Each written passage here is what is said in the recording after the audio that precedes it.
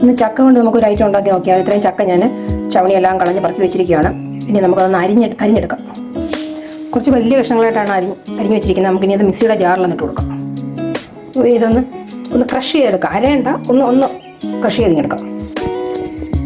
എല്ലാം ക്രഷ് ചെയ്തെടുത്തിട്ടുണ്ട്. നമുക്കിനി വേറൊരു പാത്രത്തിലോട്ട് കുറച്ച് കടലമാവ് എടുക്കാം. ഇതിന് 1 കപ്പ് കടലമാവാണ് നമ്മൾ ചേർക്കുന്നത്. ഒരു അരക്കപ്പ് അളവിന് അരിപ്പൊടിയും കൂടി ചേർക്കാം. കടലപ്പൊടി അരിപ്പൊടിയും കൂടെ നല്ലപോലെ മിക്സ് ചെയ്തിട്ടുണ്ട്. അതിലേക്ക് നമുക്ക് പൊടികൾ ചേർത്ത് കൊടുക്കാം.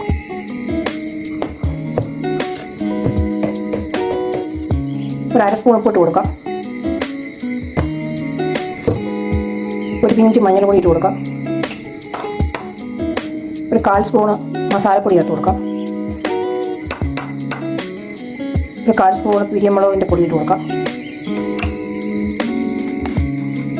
ഒരു പിഞ്ച് കായപ്പൊടി ഇട്ട് കൊടുക്കാം. അരിഞ്ഞു വെച്ചിരിക്കുന്ന ഒരു സവാള ഉള്ളി ചെറുതായിട്ട് അരിഞ്ഞത്, ഒരു കഷ്ണം ഇഞ്ചി, കറിവേപ്പില, ഒരു പച്ചമുളക്, ഇത് നമുക്ക് ഇതിനകത്ത് ഇട്ട് കൊടുക്കാം. ഇനി നമുക്ക് ഈ പൊടിയും ഈ ചാടിച്ച് വെച്ചിരിക്കുന്ന ചക്ക ക്രഷ് ചെയ്തതേ ഉള്ളൂ. അതുകൊണ്ട് നമുക്ക് കൈ കൊണ്ട് നല്ലതുപോലെ ഒന്ന് മിക്സ് ചെയ്തെടുക്കാം.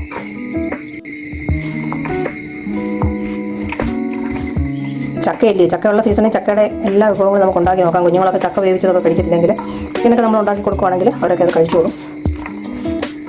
ഏകദേശം പൊടിയും ചക്കയും കൂടെ മിക്സ് ആയിട്ടുണ്ട്. തുള്ളി വെള്ളം പോലും നമ്മൾ ചേർക്കാൻ പാടില്ല. ഈ ചക്കയുടെ നനവ് കൊണ്ട് തന്നെ ഇത് നല്ലപോലെ ആയിക്കോളും. ഇനി നമുക്ക് കയ്യിൽ തുള്ളി എണ്ണ, കയ്യൊന്ന് കഴുകിയിട്ട് ഇച്ചിരി എണ്ണ വെച്ചിട്ട് ചെറിയ ചെറിയ ഉരുളകളാക്കി ഉരുട്ടിയെടുക്കാം.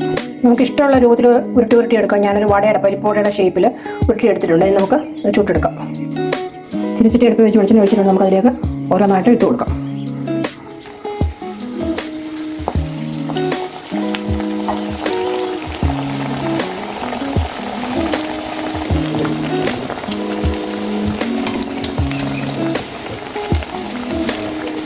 നല്ല ചൂടിൽ തന്നെ വേണം കിടന്ന് മൊരിയാൻ.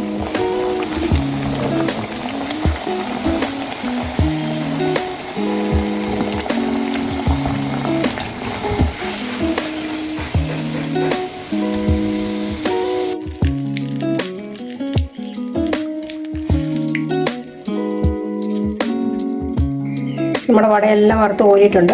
ഞാൻ വേറൊരു ഷേപ്പിൽ കൂടെ എടുത്തിട്ടുണ്ട്.